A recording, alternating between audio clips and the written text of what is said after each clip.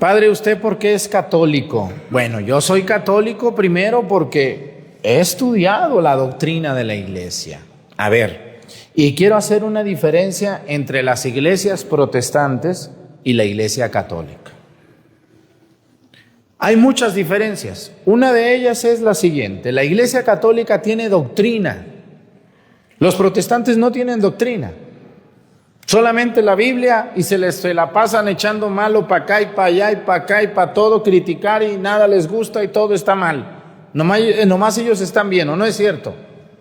A ver, nosotros los católicos somos una iglesia, la iglesia fundada por Cristo en el año 33, pero también la iglesia católica tiene doctrina. ¿Y qué es la doctrina? La doctrina es el resumen de lo que creemos, por qué creemos, cómo creemos, de dónde creemos. Es decir, es dar razón de lo que creemos de una manera ordenada y formulada durante 2000 años. ¿Cómo ven ustedes? Padre, ¿y dónde está la doctrina de la iglesia? En el catecismo. A ver, ¿quién de ustedes tiene el catecismo de la iglesia católica en su casa? Católicos dormidos. A ver ustedes, católicos dormidos, ¿quién tiene el catecismo en su casa? ¿Ya lo leyeron? Antes de cambiarse de religión, ¿ya leyeron el catecismo? El catecismo es la doctrina de la iglesia. Después de la Biblia, el libro más importante que existe es el catecismo. Es un libro gordo así, que parece un ladrillo. Cuesta 150 pesos, por favor, cómprenlo. En una librería católica o en Amazon o en Mercado Libre, pónganle Catecismo de la Iglesia Católica. Ahí les va a aparecer un librote gordo, panzón, que parece un ladrillo. Esa es la doctrina de la iglesia. Y yo soy católico porque ya la leí y la estudié basada en la Biblia, ¿no? Pero quiero llegar más profundamente. A ver, pero aparte, ¿por qué es católico, Padre? Bueno, aparte de que la Biblia nos habla de la verdad de la fe, también soy católico por la historia. Por la historia. Les voy a platicar, hermanos. A ver, la iglesia católica nace en el año 33 en Judea. Cuando Jesús muere en Pentecostés, después de morir en Pentecostés, cuando Jesús sopla sobre los apóstoles y les dice: vayan y evangelicen, vayan y bauticen, vayan y enseñen, ¿no? Pero Jesús deja preparar a su iglesia sobre el apóstol Pedro. Vamos a hablar de la historia. ¿Qué les parece? ¿Hablamos de la historia un poco? Que la historia coincide completamente con la Biblia. A ver, en el capítulo 16 de San Mateo, Jesús, en una ciudad que se llama Cesarea de Filipos, vamos a hablar un poquito de Cesarea de Filipos. ¿Qué les parece? Vamos a hablar de ese lugar. Hay lugares donde yo he sentido la presencia de Dios y déjenles digo algo más. Y también hay lugares donde he sentido la presencia de Satanás. También hay lugares muy, muy fuertes, muy feos. En el último viaje que pude hacer a Tierra Santa, le incluía a la gente la visita a Cesarea de Filipos. En Cesarea de Filipos, los antiguos romanos y los griegos adoraban al demonio. Había una cueva donde sacrificaban a las mujeres vírgenes para alimentar al demonio, y donde era una ciudad de mucha perdición y de mucha maldad. Y allí fue Cristo. Y en Cesarea de Filipos es donde Jesús le dice a Simón: Simón, ya no te vas a llamar Simón. Vamos a hablar un poco de los dos cabezas de la iglesia, porque yo puedo hablar horas, pero no acabo. Por eso hay un café católico buenísimo, que es el Café Católico sobre la vida de San Pablo, primera parte y segunda parte. Se los recomiendo, por favor, véanlo en mi canal de YouTube, porque no puedo yo aquí en 10 minutos explicar toda la vida de un hombre tan grande como San Pablo y San Pedro. Ni Pedro se llamaba Pedro, ni Pablo se llamaba Pablo, ¿verdad que no? Pedro se llamaba ¿cómo? Simón. Y Pablo se llamaba Saulo. Pablo es como un apodo que va a recibir San Pablo, pero su nombre es Saulo. Pedro, Cristo le cambia el nombre de Simón a Pedro. Y lo hace en Cesarea de Filipos, un lugar donde había mucha maldad y mucha perdición. Precisamente ahí Jesús le va a decir una frase que dice: y los poderes del infierno no prevalecerán sobre ella, sobre ti, Pedro. ¿Por qué le dice eso ahí? Porque ahí estaba el templo dedicado al demonio. Ni los poderes del infierno. Así que les voy a decir algo: todos ustedes, los que no son católicos o los que dicen ser católicos y pelean contra la Iglesia Católica y la critican y la ofenden y van contra la Iglesia, todos sus esfuerzos serán falsos, serán inútiles. La Iglesia Católica está bendecida y está querida por Dios, y aunque ustedes avienten lumbre por la boca, la Iglesia Católica no prevalecerá el demonio sobre ella, porque Dios le va a prometer a Pedro: y los poderes del infierno no prevalecerán sobre ella, sobre ti, Pedro. Todas las personas que hablan mal de la Iglesia Católica se van a morir y la Iglesia Católica va a seguir, ¿o no va a ser así? Sí, porque la Iglesia Católica la fundó Cristo, y esos viejos, esas viejas habladoras, aguas todos ustedes los que hablan mal de la Iglesia, porque se van a tener que tragar su propio veneno, porque no van a poder contra la Iglesia, porque la Iglesia la funda Cristo sobre Pedro. ¿Quién es Pedro? Pedro fue un pescador, pocos sabemos algo de él, que nació en Cafarnaúm. Se dice que Pedro estaba casado. ¿Cómo, padre? ¿Y por qué los sacerdotes no se casan? Bueno, porque la disciplina del celibato, de no tener relaciones, de no contraer matrimonio, es una disciplina eclesiástica. O sea, la Iglesia puso esta norma y los que nos ordenamos sacerdotes libremente la aceptamos. Pero un día la Iglesia puede quitar esta norma y no pasa nada. ¿Cómo sabemos que Pedro estaba casado? Pues porque Pedro tenía suegra. Acuérdense que Cristo cura a la suegra. Eso no quiere decir, Cristo no dice que seamos todos casados. Claro que no. Eso fue una norma que se puso siglos después por parte de la Iglesia, por un bien que se logra y por un tesoro que tiene la Iglesia, de tantos sacerdotes y consagradas también a Dios en cuerpo y alma. Bueno, Pedro era pescador. Jesús lo conoce por su hermano Andrés, cuando Andrés le dice: vengan y lo verán, ven a verlo, ven, hemos encontrado al Mesías, Simón, ven. Cristo ve en Simón a un hombre de mucho temple, aventado. Pedro siempre es un hombre aventado, tiene ímpetu, tiene ganas. A mí esa gente me cae bien, la gente que es acomedida, la gente que no te dice que no. La gente que le dices: oye prima, ¿no me ayudas a limpiar? Sí. Oye prima, ¿no me ayudas a planchar? Sí. Oye primo, ¿no me ayudas a leer una lectura aquí en misa? Sí. Oye primo, ¿no me ayudas aquí a poner unas flores? Sí. Oye, ¿y cuánta gente hay hoy que uno le dice y qué les dicen? Ay, luego vengo. No, yo no sé. No, a mí me da miedo. No, ¿qué va a decir la gente? ¿No conocen a esa gente? Que todo se le hace difícil y todo le da miedo. Pedro era un hombre con ímpetu, era un hombre aventado. Yo creo que por eso Jesús le va a encargar la iglesia a Pedro.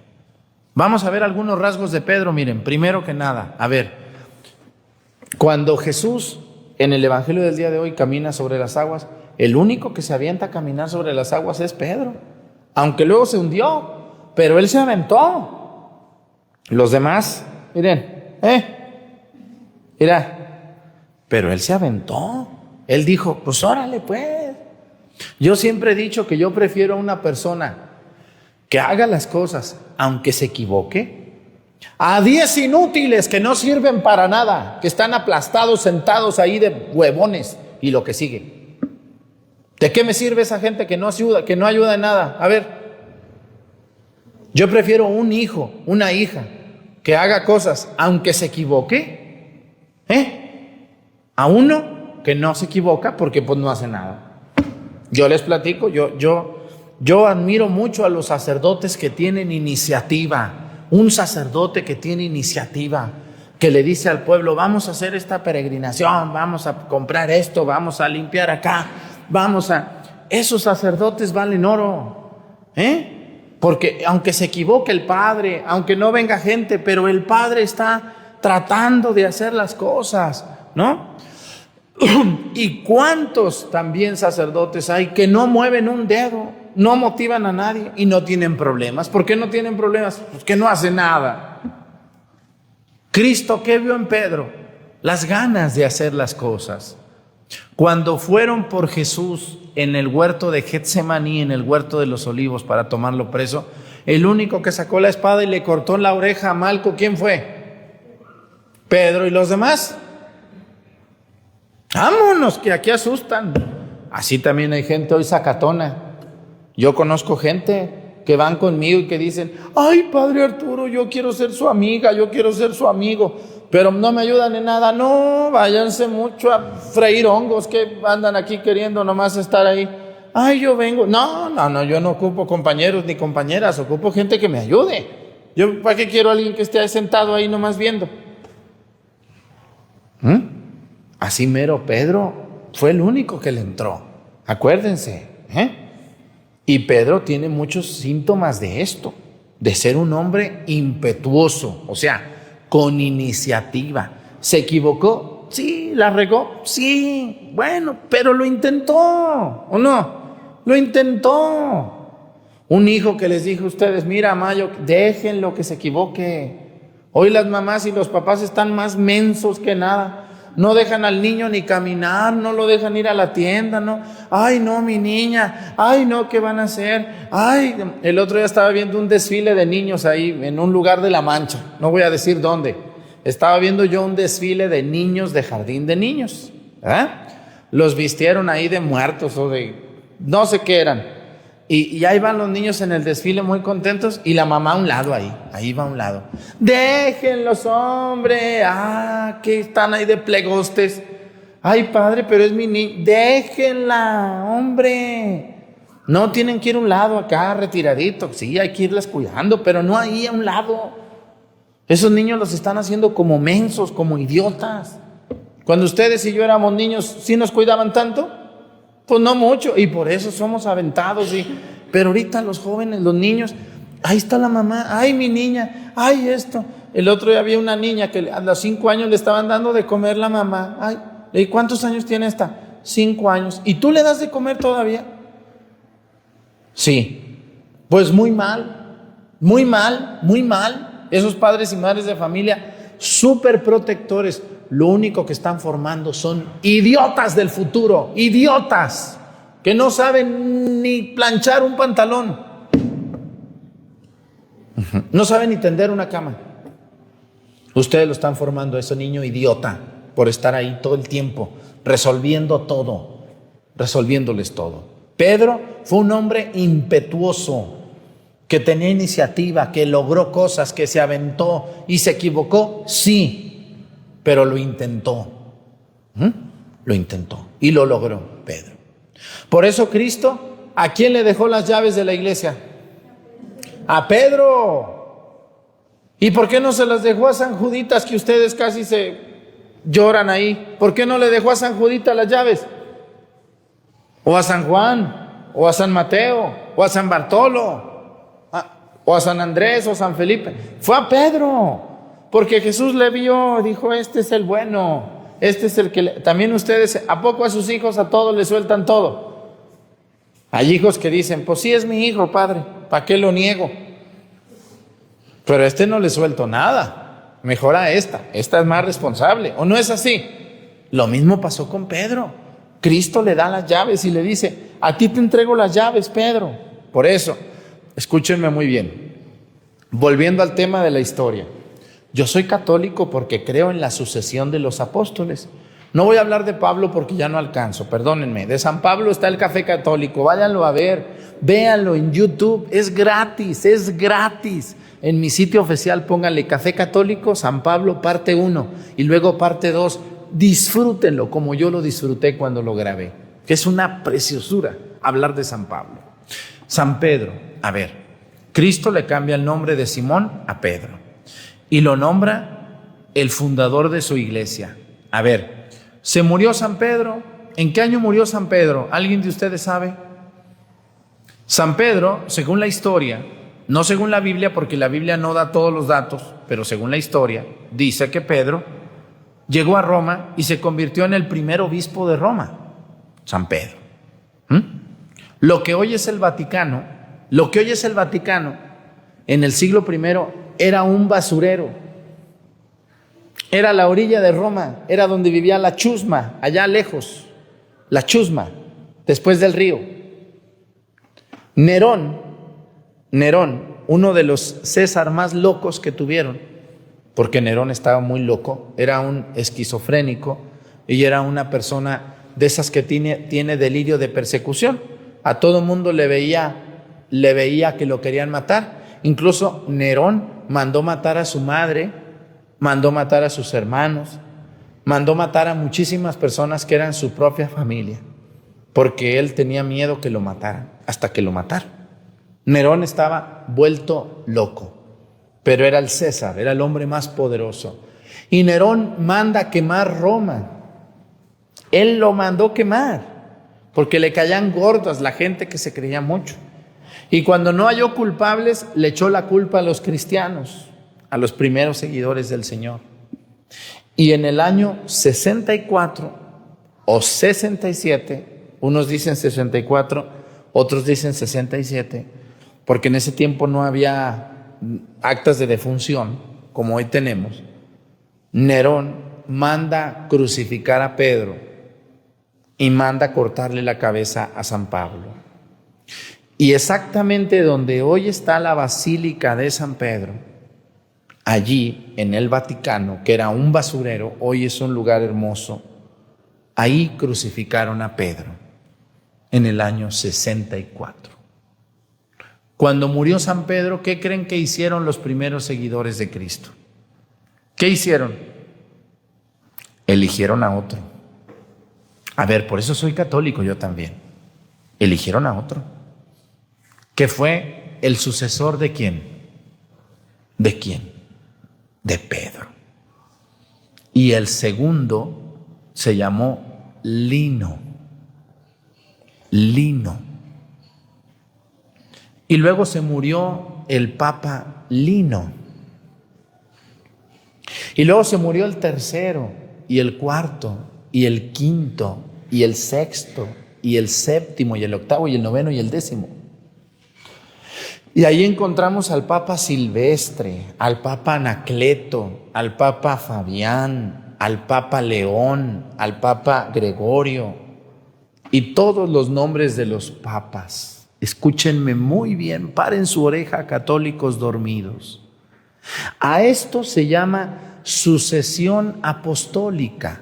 ¿Qué quiere decir una sucesión? Uno tras otro, tras otro, tras otro, tras otro, tras otro, tras otro, tras otro, tras otro. Hasta el 267, que se llama ¿cómo?